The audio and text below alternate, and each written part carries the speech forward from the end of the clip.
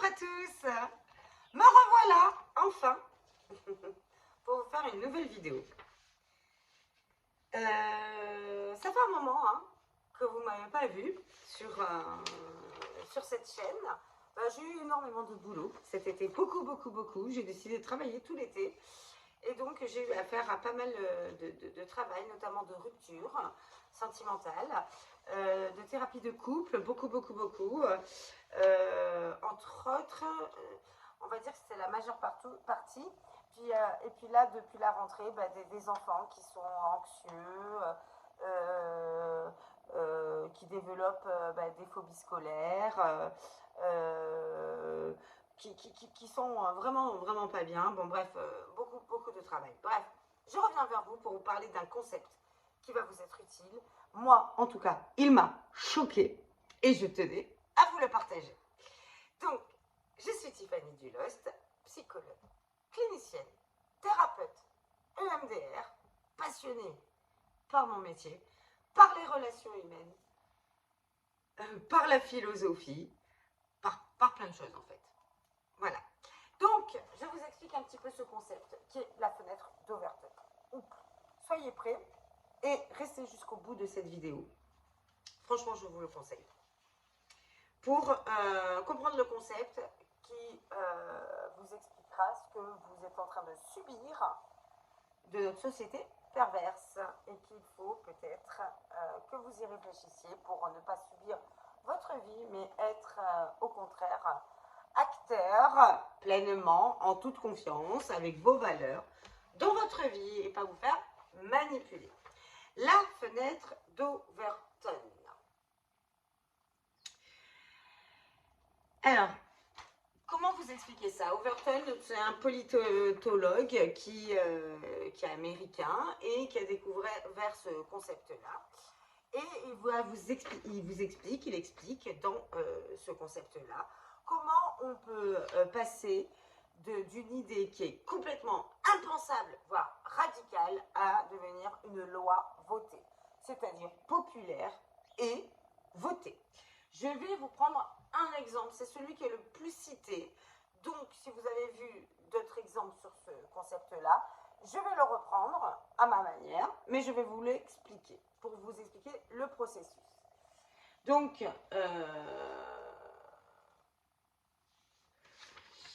on va commencer sur une base, sur une idée, par exemple, on va prendre l'exemple d'une idée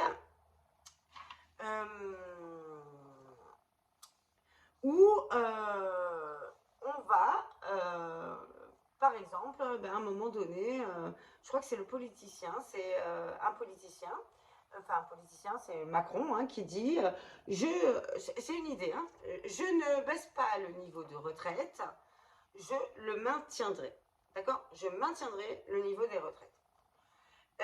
Parce que, effectivement, ce qui ne se fait pas réellement, et on est dans un monde où beaucoup de gens travaillent et travaillent pour peu d'argent et s'en plaignent.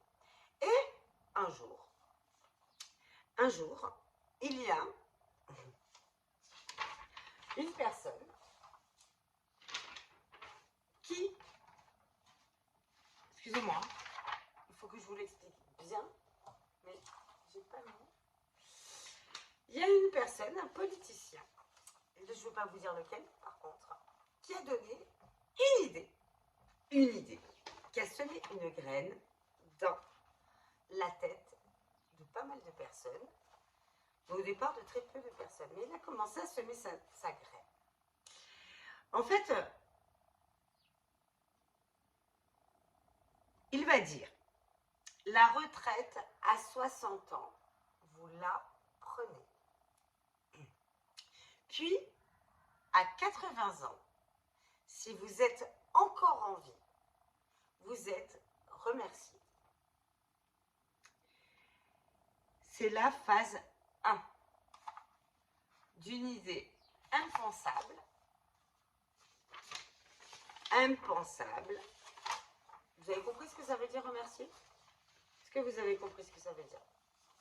C'est horrible, hein? C'est horrible. D'une idée impensable on en fait une idée évidemment radicale. Quand il dit ça, cet homme, la retraite à 60 ans, vous la prenez à 80 ans, vous êtes remercié, cette phrase est condamnable. Remercier, ça veut dire, on vous met au placard. Ça veut dire que vous n'existez plus dans notre société. D'accord? Ça veut dire, au fond, on vous tue. Cette idée-là, il l'a dite. Et à ce moment-là, on va dire que 90% des gens ont trouvé ça choquant, condamnable, horrible. 10% étaient, bon, dans son camp, hein, et 90%, c'était horrible.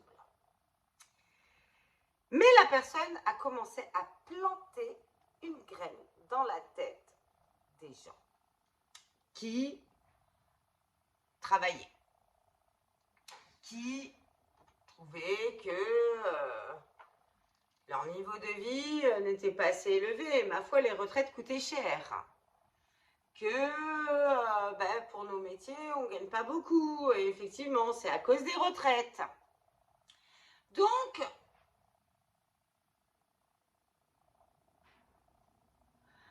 que, voilà, les retraites, ça coûte cher, que les gens qui travaillent sont pauvres, etc. Et puis que, ma foi, à voir. L'idée commence à germer. À un moment donné, dans tout ça, l'idée qui est radicale, qui est horrible, ça veut dire on tue les gens à 80 ans, n'oubliez pas ça. Comment ça devait dire acceptable? On en parle dans les familles, ça fait des débats familiaux, on en parle, il y a le pour, il y a le contre, on fait encore plus germer l'idée, puis on commence, la presse s'y met, des gens viennent témoigner en disant mais moi je travaille 40 heures pour un petit salaire, etc. Donc même se mettre en arrêt de travail, mais bon, on cotise, on tout ça pour la retraite, etc.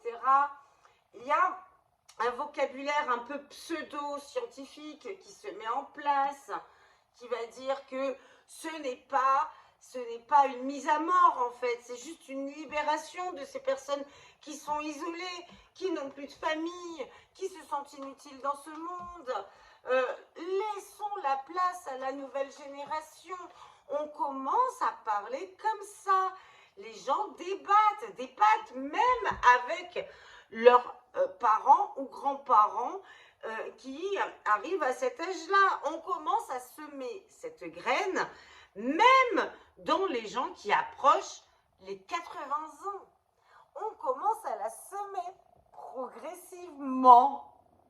D'accord?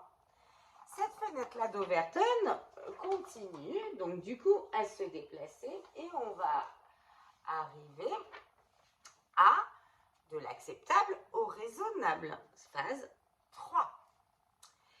Donc, l'idée continue à progresser par des débats, par les gens qui se plaignent de leur labeur et de leur salaire moindre en comparaison avec ce qu'ils font, hein, ce que je peux comprendre. Hein. Je parle de l'idée, hein, moi, toujours. Elle progresse. Et les personnes qui sont dépendantes commencent à culpabiliser d'être en vie et de prendre l'argent aux jeunes. Et d'autant plus qu'elles commencent à s'isoler. Et puis, ils ne sont même plus visités progressivement, même par leur famille, par les jeunes. Parce que ça devient, et elles ont l'impression de devenir un fardeau pour la société. Et on passe de l'acceptable au raisonnable. La piqûre en fin de vie, quand on est isolé, ça peut bien être une justification économique et peut-être elle est nécessaire et peut-être même qu'elle est humaine pour libérer la personne qui souffre, pour pour lui permettre de partir en paix doucement. Donc, l'idée commence à devenir raisonnable. Et la cinquième, de raisonnable, elle va devenir populaire dans la quatrième étape. Là, il va y avoir des débats. Là, on va mettre à fond des documentaires. Il va y avoir des romans. Il va y avoir des pièces de théâtre. La presse va s'y mettre. Il va y avoir des films. Et là, il peut même y avoir des volontaires pour expérimenter tout ça et qui vont, pour le coup, être mis en lumière à la télé pour leur exemple de bravoure. Ils ont décidé de faire place à la nouvelle génération et de se sacrifier. Parce que, place aux jeunes, eux, ils ne servent plus à rien dans la société. Et là, il se peut, ce n'est pas encore le cas, si on part dans tout ça, qu'une loi soit votée pour la fin de vie obligatoire à 80 ans. Obligatoire. L'euthanasie. Obligatoire. Il se peut qu'on en arrive là. On n'y est pas encore, hein, mais il se peut. Ça serait la cinquième étape du populaire à la voix votée. Il peut y avoir des exceptions, hein. S'il y a de la fortune, s'il y a encore un patrimoine, allez, on peut dire, bon, pas 80, peut-être 85, hein. Il peut y avoir des exceptions. Tout est argent, tout est business. Donc voici une représentation de la fenêtre d'Overton. Donc vous comprenez bien que si Overton a mis en place ce concept-là, ce n'est pas pour rien. C'est qu'on se fait gaslighter dans notre société. Le gaslighting existe. Ça s'appelle, le gaslighting en français, ça s'appelle l'enfumage mental. On est enfumé par tous les médias, par tout ce qui est dit. Et on est enfumé par nous-mêmes. C'est-à-dire qu'en plus, on transmet ce genre d'informations. On normalise des situations qui sont inacceptables, des idées qui sont inacceptables. Et ce, dans tous les domaines. Voilà pourquoi on dit que notre société devient perverse. Et c'est un fait, et c'est vrai. Moi, j'avoue, je regarde toutes les formations. Je suis passionnée par mon métier et je regarde tout. Et franchement, j'ai un esprit hyper critique. Quand j'entends que l'infidélité dans le couple devient normale. Infidélité. Fidèle, ça veut dire quoi? Être fidèle à quelqu'un, ça veut dire être fidèle au contrat relationnel qu'on a avec l'autre. Ça veut dire être fidèle à nos valeurs, à notre manière de nous présenter, à nos valeurs, à notre droiture. Ça veut dire ça. Être infidèle, c'est être amoral. Et bien maintenant, quand on est infidèle, et c'est dit partout, c'est presque à cause de l'autre qu'on devient infidèle. Même la violence, j'ai entendu ça sur la violence verbale et violence physique, les deux. J'entends ça, que si je suis violent avec toi, c'est parce que tu m'as poussé à bout. Elle pousse à bout, donc je suis violent. Elle me pousse à bout, elle ne veut pas avoir de sexualité avec moi, donc je suis infidèle, je vais voir ailleurs. Ça devient normal. De quelque chose qui était impensable à l'époque, et qui, l'infidélité a toujours existé, certes, mais elle n'était pas prônée, elle était discrète, elle était cachée, parce que ça ne se faisait pas. C'était une faute. C'est une faute. Et dans une faute, on est coupable. Et bien maintenant, le coupable devient victime. Et à la sortie, le coupable met la faute sur l'autre et se victimise. Et c'est la victime qui devient coupable. c'est la fenêtre d'Overton. Mais je veux vous donner plein d'exemples. La dernière fois, je regarde une émission excusez-moi, bidon, mais peu importe. Moi, j'adore des fois regarder les émissions bidons, surtout au café le matin. Et je tombe sur l'émission, je sais plus, La Villa des Cœurs Brisés. Bon, débile l'émission, mais peu importe, c'est intéressant là ce que je vais vous dire. Ils sont tous dans une villa. Et il y a une fille, elle, ce qu'elle dit, c'est qu'à partir du moment où un homme s'intéresse à elle et l'invite au restaurant et lui dit qu'il a envie de continuer à la connaître, ben, pour elle, elle ne va pas regarder ailleurs. Surtout là, dans cette émission-là où, si elle regarde ailleurs, tout le monde le voit, dont le mec. D'accord? Et elle dit ça. Elle dit, moi, j'ai besoin de pour connaître la personne, eh ben, je ne vais pas m'éparpiller ailleurs. Ce qui est logique. Enfin, je ne sais pas, moi, ça me paraît logique. Et il y a un tour de table, et le mec, il lui dit, ben non, moi, je ne suis pas d'accord. C'est pas parce que je t'ai dit que tu m'intéressais, que j'ai envie de te connaître, que je n'ai pas le droit d'aller regarder ailleurs. On ne s'est rien promis, on n'est pas en couple, on n'est pas engagé. On ne s'est rien promis. Donc, j'ai le droit d'aller ailleurs, si je veux. Ben, ma foi, pourquoi pas, va voir ailleurs, fais ton choix, pouf, pouf, pouf, pouf, pouf. Ah, toi, je te préfère, t'es mieux, tu corresponds plus à mes critères, etc. Pourquoi pas? Ben, elle a dit non. Si tu t'intéresses à moi et si tu veux que moi, je me dévoile intimement, mais intimement, je ne parle pas de l'intimité sexuelle, je parle de l'intimité émotionnelle. Si tu veux que je me dévoile à toi, concentre-toi sur moi. Si tu n'as pas envie, je respecte. Mais auquel cas, ne me dis pas que tu as envie de faire ma connaissance. Et lui essaie de la gazlighter. Il essaie de l'enfumer mentalement. En lui disant que c'est elle qui n'est pas normale. Qu'elle a l'esprit fermé. Qu'elle n'est pas fun. Qu'elle est même peut-être jalouse, voire possessive. Et elle, bon, elle ne s'est pas démontée. Elle ne s'est pas démontée parce qu'elle l'avait appris avant qu'il ne fallait pas se laisser démonter, il fallait mettre des limites. Mais beaucoup se font avoir et se disent « Ah, c'est peut-être moi qui suis un peu vieux jeu. C'est peut-être moi. Dans cette nouvelle génération, peut-être qu'il faut voir les choses autrement. Bon, ben, si on couche ensemble, mais ça ne veut rien dire en fait. C'est juste on fait connaissance. Ben, ma foi, si je dévoile ma vie, si je montre mon intimité, si je montre mon intimité émotionnelle, si j'explique des choses, tout ça, ben, ma foi, ça ne veut pas dire d'engagement, c'est oh, il faut être ouvert, hein. Puis voyons, faisons aussi des partous ensemble, soyons fous, quoi, parce qu'il faut être ouvert. Il y en a qui se font avoir par ces propos-là, parce qu'on leur dit qu'ils ne sont pas normaux. Mais depuis quand on n'est pas normal? Depuis quand on n'est pas normal? Quand on se dit, quand on dit que, quand on veut connaître quelqu'un, on ne va pas voir ailleurs. Quand on embrasse quelqu'un, quand on s'engage, entre guillemets, émotionnellement, en disant je veux te connaître, et parce que tu me plais.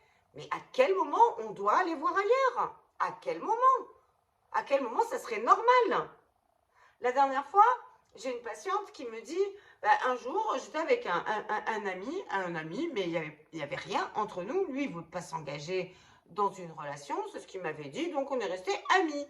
Et un jour, ils regardent un film ensemble et elle s'endort sur le canapé. Elle s'endort sur le canapé. Et le gars, pendant son sommeil, il a commencé à lui caresser la joue, il a commencé à lui caresser les épaules, enfin d'où il la touche. Et donc elle se réveille, elle est un peu dans le brouillard, elle comprend pas ce qui se passe. Elle lui dit mais pourquoi tu me touches? Oh mais pour rien, juste parce que c'était pour te faire des papouilles. Bon, rien ne nous empêche de nous faire des papouilles. Mais elle lui dit non, mais moi non, je veux pas que tu me touches. Moi, on est potes, moi je caresse pas mes copines pendant leur sommeil, même mes copines, mes amis. Il me dit non mais regarde dans la psychologie, dans la c'est dit que le toucher ça fait du bien, ça énergise et tout ça. On peut quand même se caresser, se toucher. La dernière fois j'étais avec une copine qui est venue chez moi, on s'est caressé, on s'est fait des papouilles toute la soirée, un peu de partout et tout ça, puis on était bien. Mais on n'est pas obligé de s'engager, on peut se toucher comme ça, bah oui, ouais, voyons, touchons-nous tous, quoi, sans engagement. Et voilà comment on nous gaslight. Et il y a des gens qui se font avoir. Bon, ma patiente, elle était vigilante, elle lui a dit qu'elle a compris que c'était un beau gourou qui essayait de la gaslighter, alors qu'elle avait bien mis ses limites dès le départ, et pendant son sommeil, il a essayé, mine de rien, de faire des choses sans son consentement. Et pour lui, c'était normal. Et il lui a fait croire que c'était normal. Bon, elle l'a pas cru, hein, donc elle l'a viré, elle lui a dit, tu dégages de ma vie. Tu n'avais pas à me toucher. La fenêtre d'Overton, tout le monde l'utilise en faisant croire des choses qui sont inacceptables à la base, nos valeurs, et qui veulent nous faire changer de nos valeurs, nous gaslighter. À la sortie, on est perdu. Voilà pourquoi on est dans une société où tout le monde est déstructuré, plus personne ne sait où aller, comment, pourquoi. Tout le monde est perdu. Voilà pourquoi j'ai bossé cet été, pourquoi il y avait autant de ruptures, autant de gens perdus, autant des gens qui savent plus ce qui est bon de ce qui est pas bon, qui sont dans le doute parce qu'ils sont gaslightés par ce genre de prédateurs qui veulent nous faire accepter n'importe quoi par égoïsme, par égocentrique et pas par bienveillance pour nous. Mettez vos limites. Vos limites. Je vous donne un autre exemple. Un jour, une patiente encore qui côtoie, donc là, elle est homosexuelle, donc elle côtoie une fille qui est avec un homme, en couple et qui a un enfant. Bon, bref, cette fille décide de quitter son homme, son homme, oui, elle décide de le quitter. D'accord? Donc, il n'y a plus de couple. Il n'y a que du factuel pour l'enfant, à se dire que du factuel. Bref, eh ben non, elle continue, et elle continue, soi-disant pour son enfant, à voir cet homme, pour boire un café, pour aller manger ensemble avec l'enfant, pour partager, je sais pas moi, ses petits secrets, etc. Et évidemment, ma patiente, elle lui dit, mais non, mais moi, non. Pour moi, ça me semble pas normal que tu ailles avec ton ex régulièrement, que tu l'invites chez toi, qu'il mange avec toi, ou vous passez les vacances ensemble, Noël ensemble. C'est pas normal. Où est ma place à moi? Passer Noël ensemble et pas moi, alors que tu es soi-disant en couple avec moi. Et l'autre lui dit, mais attends, t'es jalouse, t'es possessive en fait. Mais attends, c'est pour le bien de mon enfant que je fais ça. C'est pour que mon enfant, il voit son père et sa mère, et ça lui fait du bien qu'on se voit tous ensemble. Et elle a fait douter ma patiente, qui dit, ah, c'est peut-être moi. Alors que non, elle n'a pas à douter, elle essaie de la gaslighter. Ma patiente, elle arrive en consultation, elle ne sait pas. Elle ne sait plus ce qui est bien de ce qui n'est pas bien.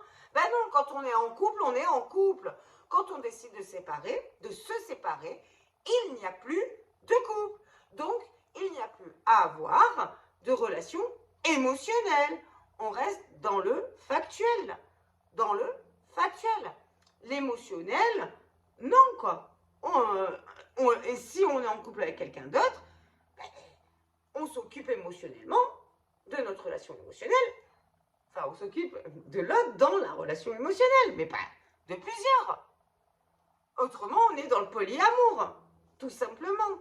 Donc, je vous laisse réfléchir à tout cet enfumage toxique, enfumage mental, qui est toxique, bien évidemment, ce gaslighting et cette fenêtre d'Overton qui, dans toutes nos relations, peuvent nous faire accepter l'inacceptable.